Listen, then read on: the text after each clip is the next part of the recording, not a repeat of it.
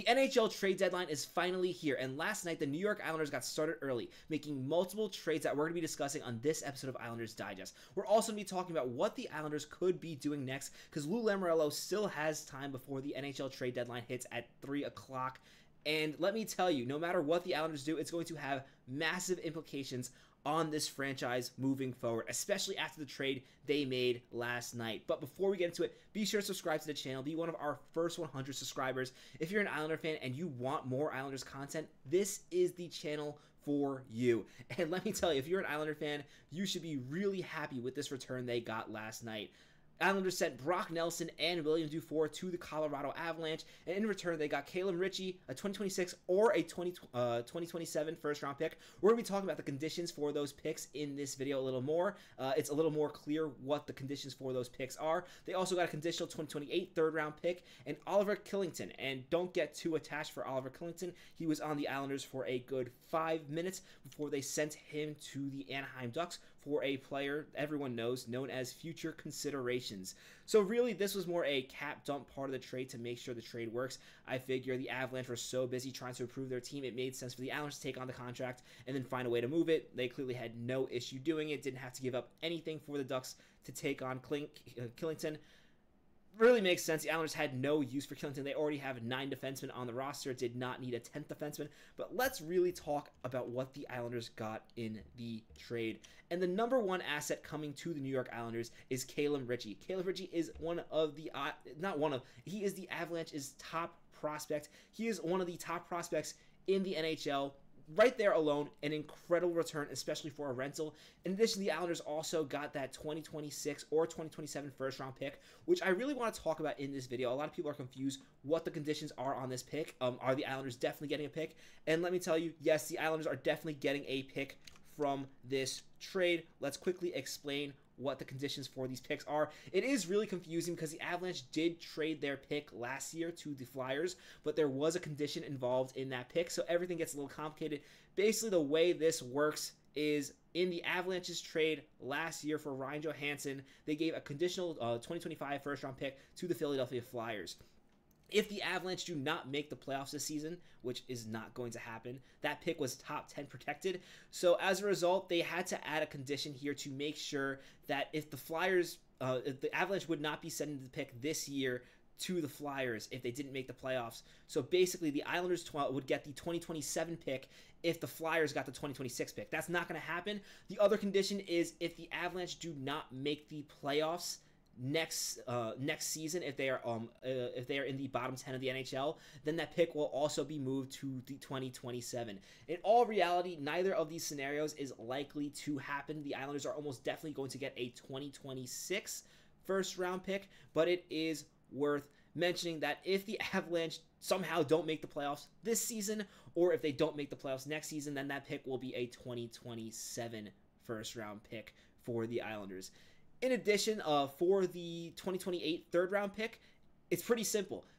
If the Islanders are going to get that pick, it's going to be because the Avalanche won the Stanley Cup this season. And Brock Nelson also played in 50% of those games. So basically, I actually kind of like this pick. It's really not that much value. Like, the Avalanche have to win the entire thing in order for the Islanders to get it.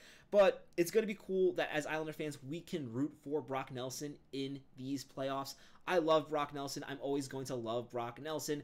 Even though I think it was the right decision to trade him, I think the Islanders got great value for Brock Nelson. I'm still always going to love Brock Nelson. So I'm glad I can root for the Avalanche. Because typically when you trade a player, a lot of times what happens, especially if you traded for the team's first round pick, you kind of root for them to get out early. That way you get the highest pick you possibly can.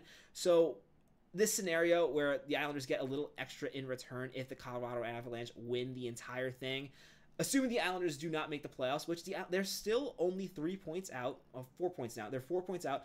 But assuming the Islanders don't make the playoffs, it's going to be cool to root for the Colorado Avalanche this playoffs.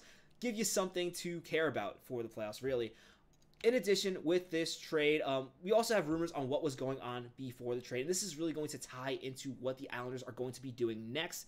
It doesn't seem like the Islanders were completely committed to selling. They just realized they could not let Brock Nelson leave for nothing. And according to Andrew Gross, the final offer to Brock Nelson from the Islanders was 3 years for slightly more than $7.5 million.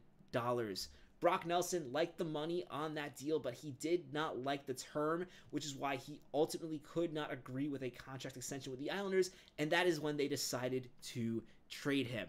Now, this contract would have been really interesting to see. I don't think it would have been the best case scenario for the Islanders.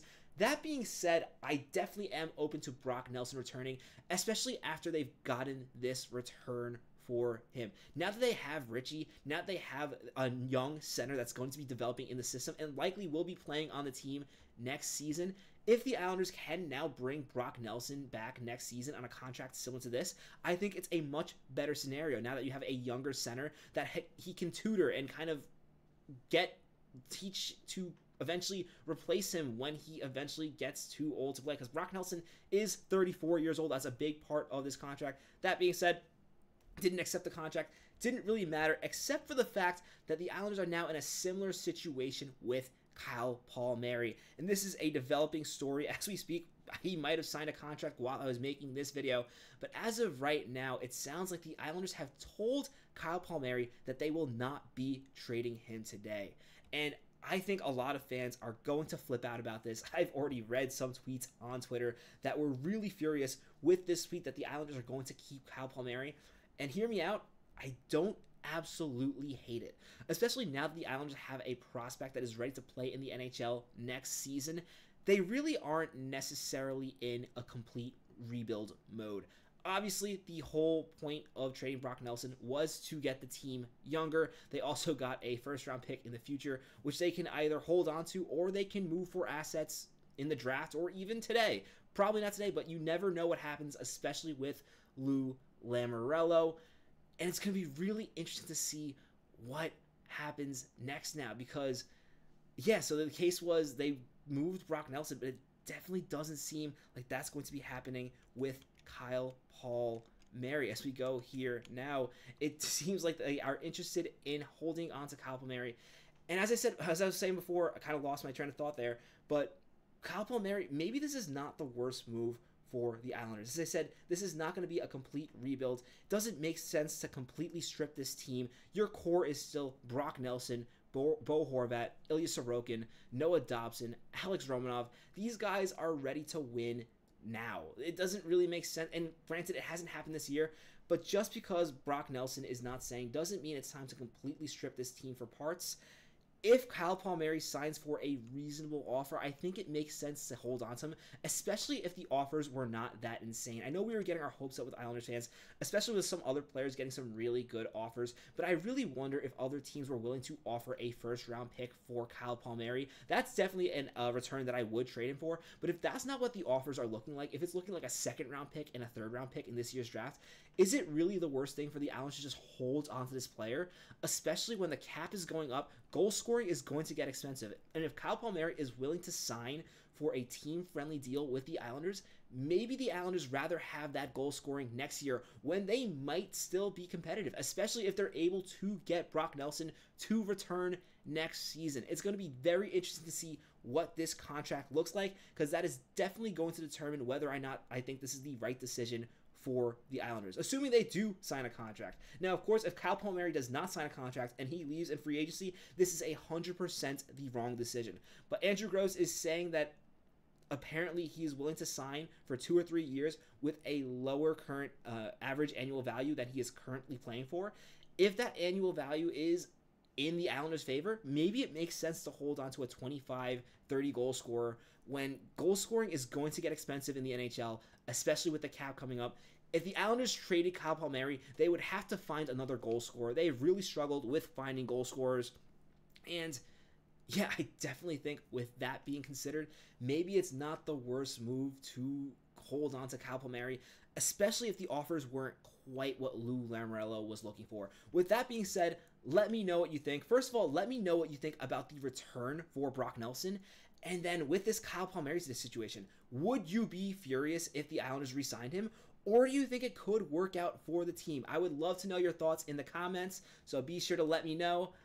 As always, be sure to subscribe to the channel, and let's go Islanders.